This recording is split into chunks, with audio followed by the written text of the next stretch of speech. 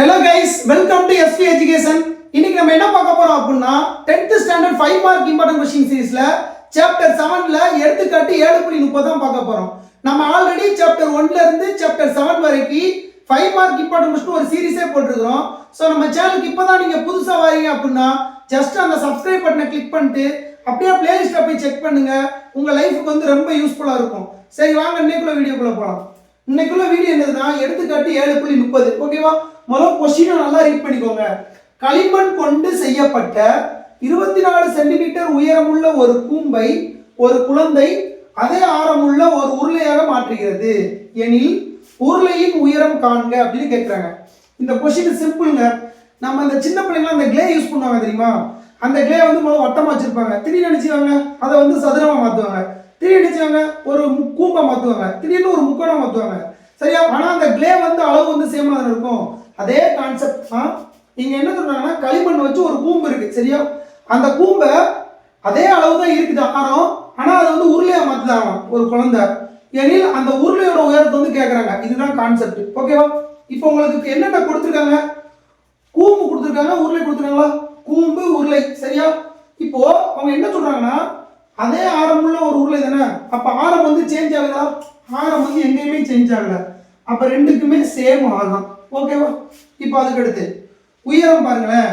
உயரம் கூம்பின் உயரம் என்ன கொடுத்துருக்காங்க பாருங்க. 24 சென்டிமீட்டர் உயரமுள்ள கூம்பு. சரியா?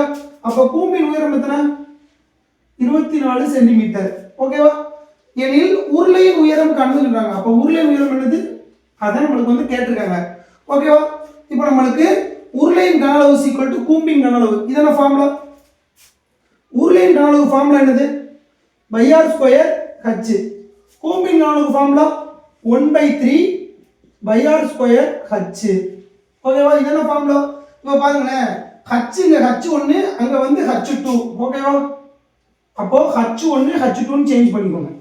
இப்போ இதுலயும் பை அடி பேரும் இதுலயும் பை அடி பேரும். இதுல r ஸ்கொயர் அடி பேரும் இதுல r ஸ்கொயர் அடி. ஏன்? இது இந்த பக்கம் உள்ள இந்த பக்கம் வந்தா என்ன ஆகும்? வகுத்தலா மாறும். அதனால அடி பேரும். அதுக்கப்புறம் இங்க மிச்சம் என்ன இருக்கு? h1 இருக்கு. 1/3 இன்டு h2 ஓட வேல்யூ எத்தனை இருக்கு?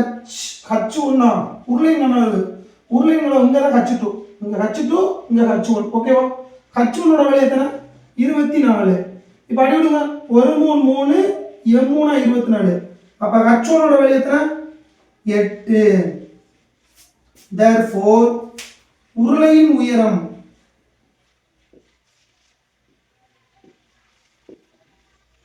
உருளையின் உயரம் எவ்வளோ? 8 சென்டிமீட்டர். இவ்வளவுதாங்க இந்த क्वेश्चन.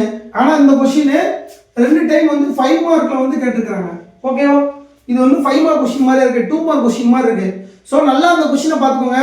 சப்போஸ் क्वेश्चन வந்து ஈஸியா இருக்குன்னு நினைச்சாங்க அப்படினா அந்த மாதிரி क्वेश्चन வந்து கண்டிப்பா எதிர்பார்க்கலாம். அவ்வளவுதான் guys. Thank you for watching. Thank you.